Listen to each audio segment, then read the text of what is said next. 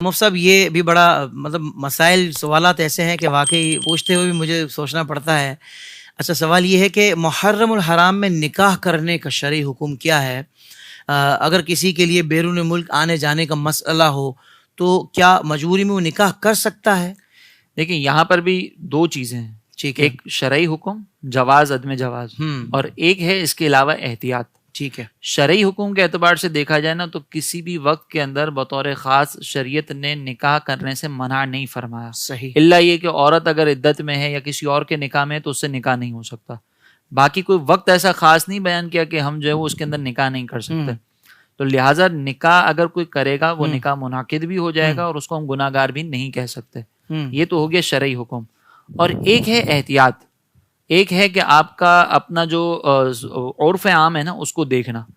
اگر عرف عام کے اعتبار سے دیکھا جائے نا تو اگر مثال کے طور پر کسی کے والد صاحب کی فوتگی ہو جائے تو وہ خاص اس دن کے تعین کر کے اس دنوں کا تعین کر کے نکاح کی ڈیٹ نہیں رکھے گا جبکہ اس کو پتا ہو یہ والد صاحب کی برسی اس لیے میں نکاح کر رہا ہوں. کیونکہ ہمارے یہاں پر والد صاحب کی برسی ایک تھوڑا سا دل غمگین ہوتا ہے اور نکاح کا معاملہ جو ہے وہ خوشی کا معاملہ ہے. تو بطور خاص کوئی اس طرح سے کرتا نہیں ہے. بلکہ کوئی ڈیٹ متعین ہو اور کوئی ایسا سانحہ ہو جائے تو بندہ وہ تاریخ بھی آگے بڑھا دیتا ہے, تاریخ بھی ڈیلے کر دیتا ہے. ایسا ہی. اس صورت میں اگر کوئی اس احتیاط کی وجہ سے محرم میں نکاح کو پسند نہیں کرتا, کہتے ہیں یار اگر سے ٹھیک ہے شریعت نے اجازت دی ہے لیکن میں نہیں کرنا چاہتا, تو یہ بہت اچھی بات ہے. اس میں احتیاط ہی کرنی چاہیے کیونکہ اس سے فتنوں کے دروازے بھی کھل سکتے ہیں. بالکل صحیح. لیکن اب رہی بات مجبوری کی کہ مجبوری ہے, فلائٹ ہے, آنے جانے کے معاملات ہیں, یا کوئی ایسا ملک ہے کہ جہاں پر آپ نے نکاح کے لیے کوئی اپوائنٹمنٹ وغیرہ لینے پڑتے ہوں کیونکہ کورٹ وغیرہ کے اندر رجسٹریشن ہوتی ہے تو اس کی اپوائنٹمنٹ ہوتی ہیں باقاعدہ.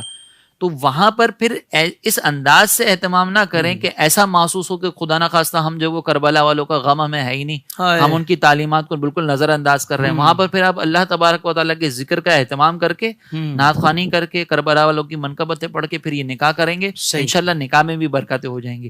لیکن یہ اس وقت کیا جائے جب واقعی کوئی مجبوری ہو. اگر مجبوری نہیں ہے اور پھر آپ کریں گے تو پھر وہی ہے کہ فتنوں کا دروازہ کھلے گا. تو بہتر ہے کہ اس میں اجتناب کیا جائے. اور کچھ لوگ حضرت اعلان کے ساتھ کہ بھائی ہم تو 10 محرم کو ہی کریں گے یہ خوشی والا ایونٹ, اور اس کا بہت زیادہ اظہار کر کے کہ بھائی 10 محرم کو ہی ہم کریں گے, یہ تو بالکل ہی غیر مناسب ہے نا. دیکھیں مسئلہ یہ ہے کہ اگر ہر جائز کام جو ہے نا وہ کرنے والا نہیں ہوتا.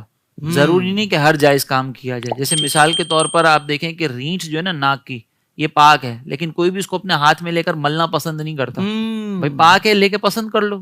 آپ کو اس کا جواز ہی بیان کرنا ہے تو پھر اس انداز سے جواز بیان کریں.